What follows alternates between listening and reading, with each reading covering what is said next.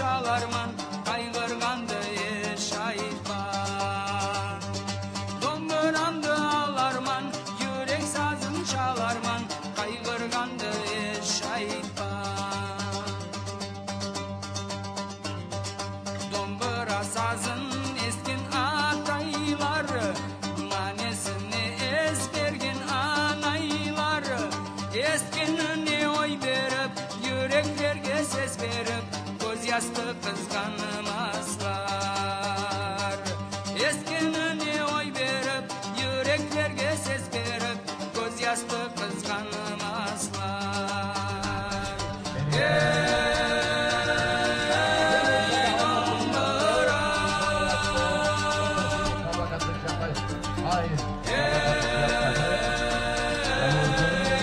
Klasik Kocaeli'deyiz. 22, 23, 24 Temmuz arasında Kocaeli'de gerçekleşmekte olan Atispor Şenliği'ndeyiz. Doğu Türkistan Çadırı çok güzel olarak kültür tanıtım amacıyla açıldı. Ve burada şu an Doğu Türkistanlılardan İstanbul'dan gelen Nuzgum Derneği'nin getirdiği kültürel şeyler sergileniyor, eşyalar. Ve burada Türk halkı çok ilgili, Doğu Türkistan'la ilgili özellikle Doğu Türkistan'la ilgili çok güzel teminler bulundu. Doğu Türkistan halkına dua ediyorlar.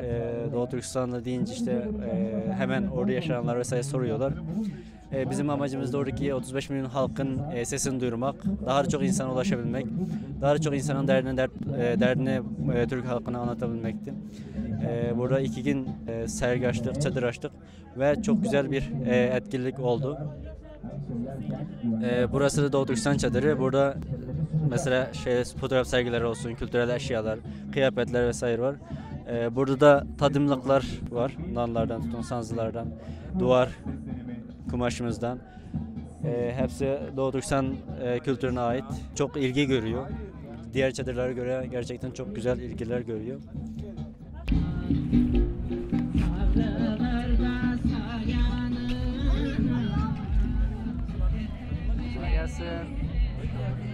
Nasıl gidiyor hayat? İyi gidiyor. Senin nasıl gidiyor? Selamünaleyküm herkese. Burası İpek Yolu çatısı altında birleşmiş 6 ülkeden ibaret bir otağı.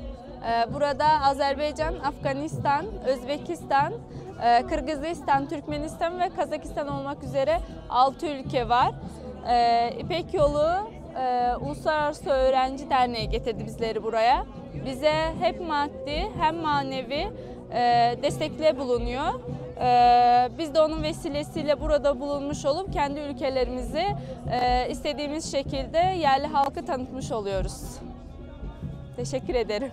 Herkese çok selam. Orta Asya devletlerinden. İpek Yolu Uluslararası Derneği 2000 Bursa'da 2011 yılında Ebubekir Armağan Bey'in başkanlığında kurulmuş bir dernektir. Amacımız memleketinden gelip şehrimizde okumak üzere öğrenci olarak, üniversite öğrencisi olarak gelen kız ve erkeklerimize gücümüzün yettiği, elimizin verdiği kadar destek olabilmek. Bunun için önce biz gönlümüzü ortaya koyuyoruz. Sonra emeğimizi, vaktimizi çevremize tanıtıyoruz. Çevremizi onlara, burada yabancılık hissetmesinler, ana babadan uzak, ülkeden uzak, sıkıntı darlık çekmesinler, kardeş olmanın bilincine varsınlar. İyiliğin, güzelliğin arkadan bir tek nefesi kalsın. Desinler ki biz Türkiye'de iyi insanlar tanıdık, bu bize yeter. Rabbim yollarını açık etsin, bahtınızı açık etsin, işinizi rast getirsin. Bize gelen bütün evlatlardan biz memnunuz. Hepsinin anasından babasından Allah razı olsun. 15 tane evimiz var. 100 küsür tane öğrenci barındırıyoruz. Bunun 60 küsür tanesi kız, 30 küsür tanesi erkek. Biz yurt hizmeti vermiyoruz. Aile hizmeti yapmaya çalışıyoruz. Aile olmaya çalışıyoruz. Biz büyük bir aileyiz. Barındıkları yer yurt değil, ev. Kendi evlerinin tüm temizliklerini kendiler sağlıyorlar. Yemeklerini kendiler pişiriyorlar. Canları ne isterse onu yapıyorlar. Ama biz onlara elimizden geldiğince tedarikte bulunuyoruz. Sıkıntıları varsa yanlarında oluyoruz ama kendilerine ait özel evleri var. Bize ihtiyaç duyduklarında yanlarındayız. Bizi tanıdıkları için biz çok mutluyuz. İpek yolunu bize açtığınız için sizlere biz teşekkür ederiz. Biz teşekkür ederiz.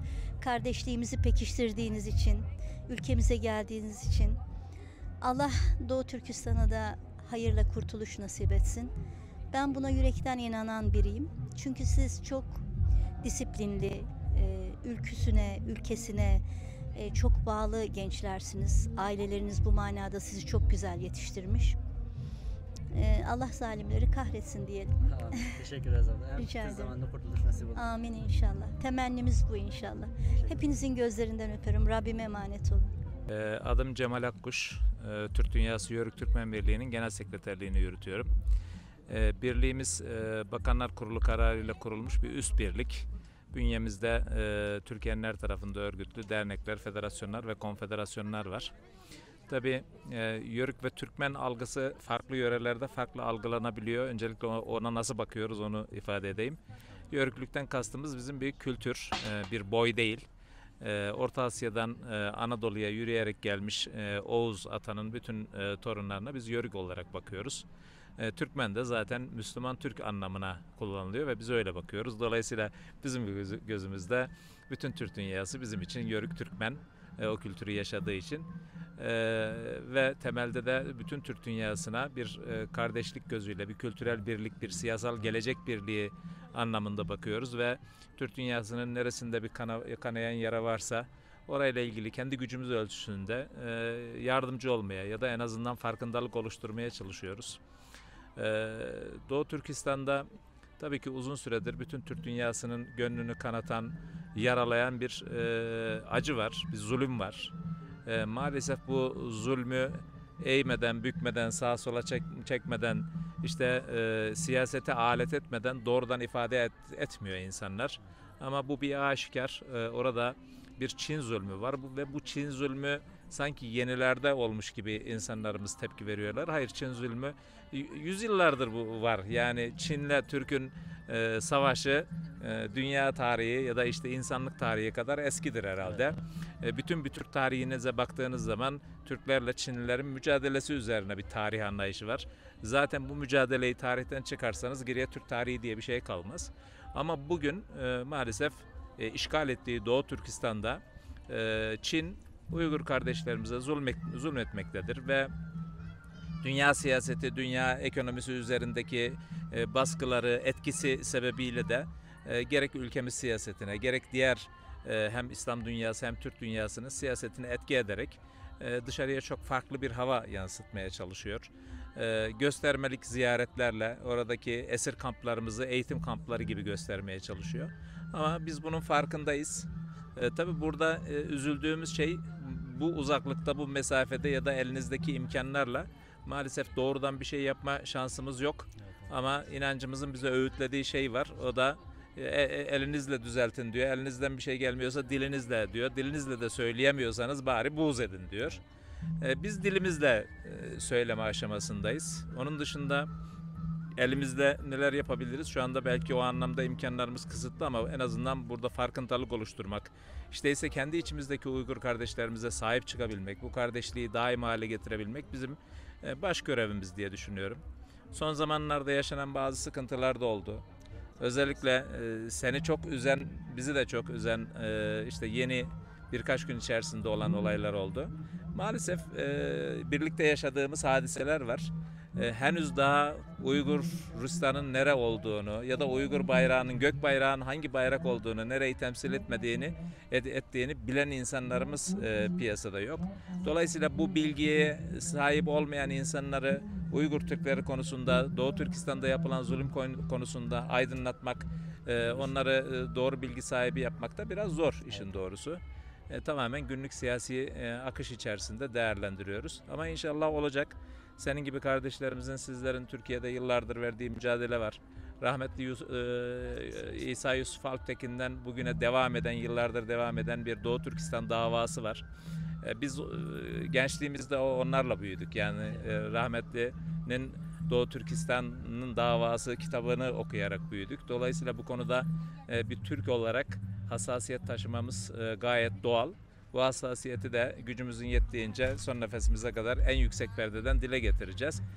Umuyorum ve inşallah diyorum bu dil ile ikazdan el ile de bir şeyler yapabileceğimiz seviyeye geliriz. İnşallah Türk milleti güçlenecektir, birlik beraberlik içerisinde olacaktır, bir araya gelecektir. Adına isterseniz Türkistan ruhu deyin, isterseniz işte Turan deyin, isterseniz Kızıl Elma deyin, ne derseniz deyin ama o Türkistanlılık ruhu bütün Türk dünyasını kapsar ve birlikte mücadele etme, birlikte Türklerin hakkını koruma konusunda daha hassas davranırız diye umut ediyorum. Öncelikle hoş geldiniz. Çok teşekkür ederim. Dağder denince Bursa'nın %100 milli derneği olarak sıfatlandırmak mümkün. Dağder 6 tane şubesi, 6 temsilcili olan, yaklaşık 126 tane köy derneğinin içinde bünyesine barındıran, 2021 yılında da kamu yararına dernek olan resmi bir kurum.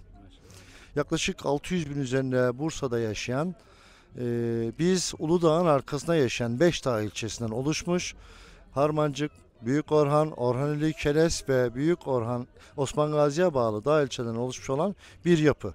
Zamanla çok göç vermiş olmasından dolayı Bursa merkezde yoğunluk daha da artmış. Yıllar içinde 37 yıl önce başlayan bu serüvende tabi Bursa'da örgütlenmek, Bursa'da yapılanmak ve birlik beraberlik içinde olması noktasında bir karar verilmiş. Geçmişten bu zamana kadar Dağder'de yöneticilik yapan başkan arkadaşlarıma, yöneticilerin gayretleri sonucunda bizim dönemimizde 19. dönemde de kamu yararına dernek unvanını almış olan kurumsal bir yapı. Nedir bu kurumsal yapı? Tabii bir hemşeri derneği gibi görülen, aslında kültürün gelenekten geleceğe taşınması adına ciddi bir köprü görevi yapmış olan bir kurum demek daha doğru olur. Biz kültürümüzde birlik ve beraberliğimizi tesis etmek adına hemşerilerimizin bir arada olması adına kurulmuş olan bir yapıyız. Dediğim gibi aslında teknolojiyle beraber hızlı gelişen bir dünyada elbette kültür boyutu da çok değişmeye başladı. İnsanların tercihleri ve beklentileri çok farklı boyuta gelmeye başladı. Biz istiyoruz ki geçmişteki olan ecdadımızın, atalarımızın yaşamış olduğu, kullanmış olduğu kıyafetlerden tutun da geleneklerindeki olan halk oyunları, ezgileri, türküleri eş zamanlı kendi oda oyunlarındaki olan kültürünü gelecek kuşağa unutturmadan aktarma noktasında bir gayret içindeyiz. Bunu köprü görevini yapıyoruz. En son Bursa Büyükşehir Belediyesi'nin ve Keles Belediyesi'nin de organize ettiği Türk Dünyası başkenti Bursa olması hasebiyle atasporlarının da burada canlanması, bir sürü farklı derneğimizin, kültürlerin, işte Türk Cumhuriyetlerinden gelen dostlarımız, kardeşlerimizle beraber burada gelecek kuşağa kültürün yansımasını sağlıyoruz. Dolayısıyla bizim buradaki olan esas amacımız geçmişi yad etmek, kültürü yaşatmak adına bir gayrettir. Dağder bunu her platformda yapıyor. Bursa'da dediğim gibi tek yerli dernek, Bursa çok göç alan bir şehir olduğu için genelde hep farklı illerden gelen hemşehrilerimiz, vatandaşlarımız kendi kültürünü ön plana çıkartmaya çalışıyor. Ama Bursa kültürünü ayakta tutabilecek olan çok ciddi bir dinamik yoktu. Bunun eksikliğini de Dağder tamamlamış oluyor diye düşünüyorum. Gerek etnospor faaliyetleri, gerek atasporları faaliyetleri, gerekse yeme kültüründen türkülere kadar, oyunlarına kadar Dağder her zaman her yerde kendini gösteriyor. 2 günden beri biz de Kocaeli'de, Keles Kocaeli'de buna katkı sağlamanın mutluluğunu yaşıyoruz. Dolayısıyla sizin de bu konuda bir röportaj yapmış olmak da Uygur Türklerimize de buradan bir mesaj vermek anlamında çok yararlı bir program olacağını düşünüyorum. Şüphesiz oradaki yaşayan Uygur Türklerimizin ne şartlarda yaşadığını biliyoruz. Biz Turan ülküsünün her platformda yaşaması, artık Türk milletinin ayağa kalkması gerektiğini ifade ediyoruz. Tıpkı Necip Fazıl nasıl ayağa kalk Sakarya şiiriyle varsa artık bu Türk milletinin ayağa kalkması, sosyoekonomik, kültürel her alanda kardeşlik bağıyla birbirine bağlı olan bir yapıda güçlü olmak, birlik beraberlik içinde olmak zorunda olduğunu kesinlikle inanıyoruz ve bu anlamda destekliyoruz. Ben oradaki yaşanan zulmün de sizin vasıtanızda kınadığımı, İnşallah Cenab-ı Allah'ın yardımıyla da tez zamanda Uygur Türklerimizin kendi özgürlüklerini kazandığı güçlü Türk dünyasının Turan'ın bir parçası olması konusunda da büyük bir katkı sağlar, güç katar diye düşünüyorum. Teşekkür ediyorum. Teşekkür ederim Abdülkadir. Hoş bulduk. Sen de hoş geldin. Seve seve anlatırım. Evvela herkese Türk Dünyası Atasporları Şenliği'nden selamlar. Tüm Türk Dünyası'nın temsilcilerin burada olması çok güzel. Hilal Koçyiğit ben. Hikaye anlatıcısı, eğitimci ve yazarım. Türk Dünyası masallarını yazıp, anlatıp dünyaya duyurmaya çalışıyorum. Sebebi de kadim kültürümüzün özünü sözcüklerin, kelamın yardımıyla izini sürmek. Buradan biz Uygurları nasıl biliriz diyorsan eğer Abdülkadir. Bunların içine de geçiyor bir Uygur masalı, Akıllı Kız. Ne yapıyoruz biz bu masalları? Alıyoruz, çiziyoruz, diyar diyar gezdiriyoruz. Tüm Doğu Türkistan Türklerine de ata yurdudur, Kaşgar diyarıdır. Dualarımız, gönlümüz sizinle. İyi ki varsınız, var olun. Duyarlı bir Türk olarak. Söyleyeceğimiz söz belki yarayı hemen sarmayacak. Bir koşu oraya gidip bir şey yapıyormuş gibi olmayacak ama zulüm bitmez. İnsanın olduğu her yerde zulüm her zaman var. Mazlumun ahını duyan da belli. Mazluma bir gün yol açacak olan da belli. Biz yanınızdayız. Bizde şey derler, ölür ise ten ölür, canlar ölesi değil. Yaşayacaksınız. Biz size inanıyoruz, Allah'a inandığımız gibi. Allah yardımcınız olsun. Seve seve anlatayım Abdülkadir. Tabii aslında her çadırda karşılaşmamız da biraz normal çünkü Türk dünyası bir arada. Bu kez Kurtar, Uluslararası İnsani Yardım Derneği çadırındayız. Kurtar'ın özelliği bilhassa savaş bölgelerindeki soydaşlarımızla buluşuyor olması. Tabii bölgelerdeki diğer mazlumlara da yardım götürüyoruz. Bu yardımlar sadece maddi ya da gıda yardım değil, kültür ve eğitim faaliyetlerinde bulunuyoruz. Özellikle Suriye Fırat Kalkanı bölgesinde. Haricinde vatan sevmek bizim için her şeyle vatan sevmek. Onun için yurt içinde çevre temizliği, hayvan beslenmesi, son dönemde bilhassa Allah'ım esirgesin ama yaz mevsimlerinde çokça oluyor. Orman yangınlarına müdahale, sel faaliyetlerinde yine öyle ülkemizin kurumlarıyla beraber hareket etmekte. Üzerimize düşeni yapmaya çalışıyoruz. Kurtar Derneği kurulalı 10 yılı geçiyor. Türk milliyetçileri tarafından kurulmuştur. Kurucumuz Sayın Çağrı Koçyiğit ve gönüllülük esaslı bir dernektir. Kurtar'da tüm faaliyetler gönüllülük üzerine yürütülür. Tahmin edemeyeceğiniz sayıda gönüllümüz var dünyanın dört bir yanından. Gönül yoludur bu yol zaten. Tabii sınır ötesinde Karabağ'da işgal zamanında, şimdi değil, gitmiştik. Keza Suriye bölgesi, keza bizzat gidemediğimiz ama mutlaka gönle gittiğimiz yerlere ulaşmaya çalışıyoruz. Ben Yunus Kosovalı, 5. Türk Dünyası Atasporları Şenliği'ne Bursa'nın Keles ilçesine bağlı Keles Kocayaylı'daki şenliğe geldik. Doğu Türkistanlılar bizim kanayan yaramız maalesef. Her zaman Türk toplumunda yeteri kadar sahip çıkılamıyor. Buna Türk halkının daha çok bir destek vermesi lazım. Soydaşlarımız orada gerçekten esir kamplarına tutuluyor, tutsak ediliyor. Kanayan yaramız maalesef bizi üzüyor ama biz elimizden geldiğince Türk halkı olarak çok yeterli imkanı, protestoya çıktığımız zaman izinsiz olduğu söyleniyor. Malum İstanbul'daki Eyüp Sultan'da bir yaşlı amcamız Doğu Türkistan hakkında bir protesto amacıyla bir pankart açmak istedi ve polisin bu şekilde sert müdahalesiyle karşılaştı. Buna tabii ki çok üzüldük. Bunun yapılmamasını arz ediyoruz büyüklerimizden. Yeteri özeni göstersinler. Doğu Türkistan halkı hiçbir zaman yalnız değildir. Soydaşlarımızı her türlü saygıyla, sevgiyle anıyoruz. Hürmetlerimizi gönderiyoruz kalpten. Adım Çetin Sünnetçi. 6 yıldır geleneksel Türk okçuluğu yapıyorum. Yaklaşık 30 küsür yıldır da uzak doğu sporları, tekvando, karate, kickbox gibi branşlarla ilgileniyorum. Geçim için de ekmek pişiriyorum, nan pişiriyorum. Abi biz bugün neredeyiz? Burası nasıl bir yer? Şu an Bursa Keres Kocayaylı'da düzenlenen 5. Türk Dünyası Şenlikleri, Atasporları Şenliklerinde Uygur Türklerinin, Doğu Türkistan Türklerinin standında, yani obasındayız.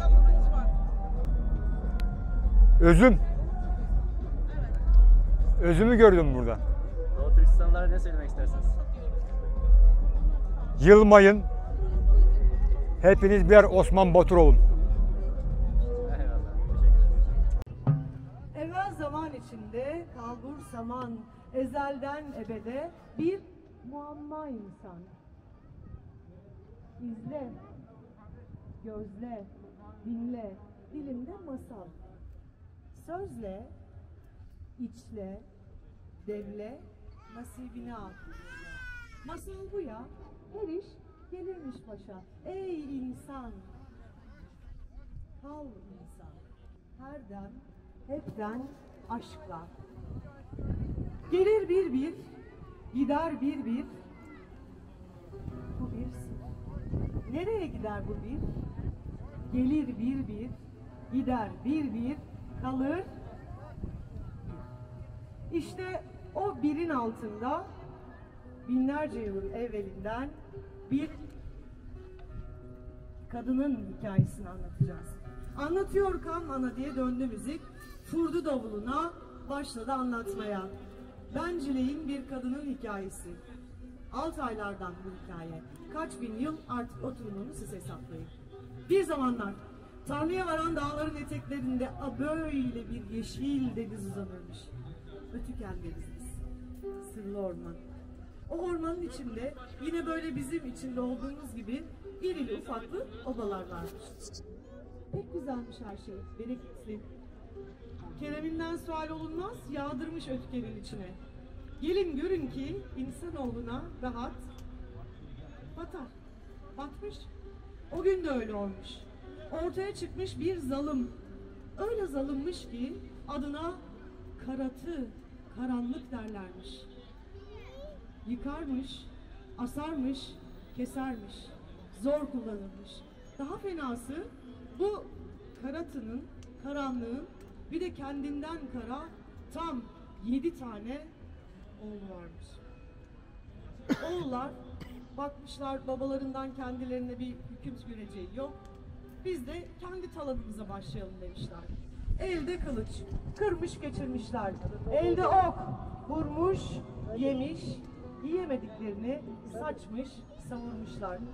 Gözü doymayanın karnı zor doyar derler. Doymamış bunların da gözü. Daha demişler, daha. Daha fazla talan, daha fazla ziyan. Ve bir gün yine atlamışlar atlarına, sürmüşler ormanın derinliklerine. Gelin görün ki orman o gün hiç hayvan bırakmamış ortada. Sanki bütün ağaçlar kavilleşmiş, sanki bütün kovuklar aralarında sözleşmiş. Kimi tavşanı saklamış, kimi ceylanı, kimi kuşu kanatlarının arasında ağacı sırlamış, bir diğeri başka hayvanı. Ama bizim 7'si aç bir ilaç, gözü dönmüş, daha da gitmişler. Daha da gitmişler, hiçbir şey yok. Öfkeleri kabarmış. Ve ormanın o belli belirsiz sınırında atlarıyla durmuşlar. Gidelim mi, kalalım mı? İçlerinden biri demiş ki, daha. Ve diğerleri katılmış ona. O zaman daha. Daha deyip girivermişler ormanın en derin yerine. Ve işte orada ağaçtan mı, kayadan mı? Belli değil. Bir küçük kulübe görmüşler. Ve bacasından tutan bir duman. Bir evin bacasından duman tutarsa bu neyin işaretidir? Yemek pişer. Orada bir kazan kaynar. Kim bilir ne pişer, bizim 7 arsız, destursuz basmışlar tekmeyi ve girmişler içeri. Girmişler ki ocağın başında bir kadın. Ve gerçekten önünde bir kazan, kadın da kazanı hafif hafif karıştırır. Selamlar demişler bile kadına. Başlamışlar kulübede ne varsa yemeye. Böyle bir baştan bir başa iplere serili, iplere asılı yiyecekler varmış. Neler olsun? Ne asıp da kurutmuş olsun kadın? Hadi. Biber başka. Patlıcan başka. Balık. Et. Kadın dizmiş kurutmuş. Bunlar hepsini yemişler. Doymuşlar mı? Doymamışlar. Ne demişler? Daha. Küp yiyecek varmış kadının kulübesinde. Ne varmış o küplerin içinde? Et başka. Bal başka.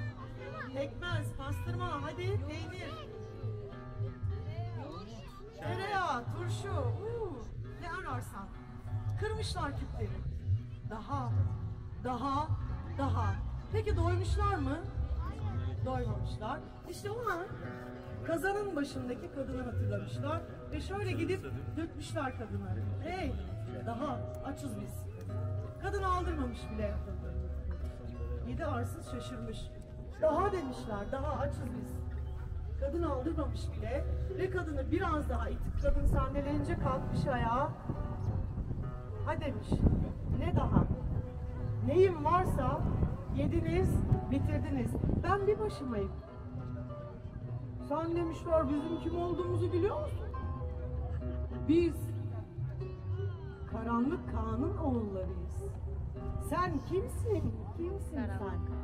Kadın demiş ben onu bunu bilmem. Bir başıma yaşarım. Gelen rızkımdır. Karnım doyduğunca alırım. Kalanı desturla giren kimse onunla paylaşırım. Vay demişler sen şöyle görürsün, böyle görürsün. Demiş ya. Kime isterseniz söyleyin. Rızkımı veren Allah demiş.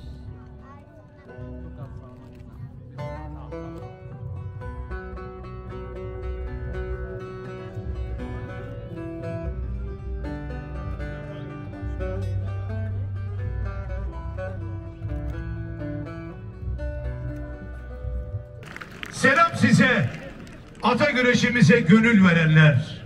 Merhaba, er meydanı Kocaeli'ye koşup gelenler. Merhaba, kültür başkenti Bursa'mıza şeref verip hoş gelenler. Selam size, ata güreşimin gönül dostları. Hepiniz hoş geldiniz, şeref verdiniz, kök saldınız, dal verdiniz. Kocaeli Er Meydanı'na hoş geldiniz. Evet, değerli konuşmacılarımız hep 1071'den bahsettiler. Biz de 1071 ile alakalı hemen şiirimizi söyleyelim ve gösteri müsabakası yapacak pehlivan kardeşlerimizi Er Meydanı'na Allah izin verirse selavatlayalım. 1071'de bir gedik, açıp içeri girdik. Buraları yurt bildik. Bedel ise bedeli Çanakkale'de, Dumlupınar'da, İnönü'de 15 Temmuz'da ödedik. Vatanım, toprağım, Türkiye'm benim. Yakarım kem gözle bakanı sana. Namusum, kutsalım bu vatan bana. Edirne'den bana, İzmir'den Kars'a pehlivanlar dizilir Er Meydanı'na. Bu vatan, bu bayrak, şanımız bizim. Tarihe kazılı Türk adımız bizim. Sana feda olsun kanımız, canımız bizim. Vatanım, toprağım, Türkiye'm benim. Özü, sözü bir milletiz biz. Ta ezelden hür bir milletiz biz. Darbecilere darbe yapmış bir milletiz biz. Adımız belli, kitabımız belli. Türk oğlu, Türküz biz. Buna Er Meydanı derler. Bunda söz olmaz. Ele, bele, dile ihanet olmaz. Buna Er Meydanı derler. Pehlivanlar hanesi ciğer sökerdi. Tarihi Kırkpınar'a 26 yıl baş olmuş. Kel Aliço'nun kemanesi.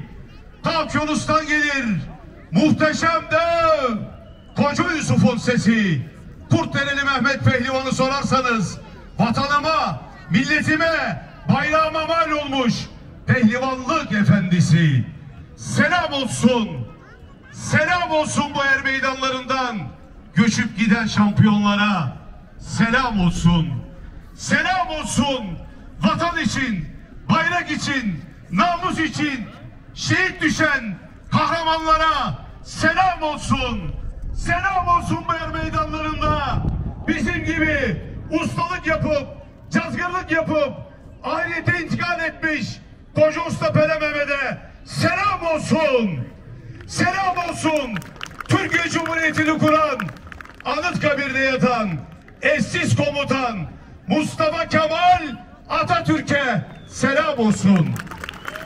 Allah Allah, illallah, Muhammedur Resulallah. Yürek sazın şalarman, kaygırgandır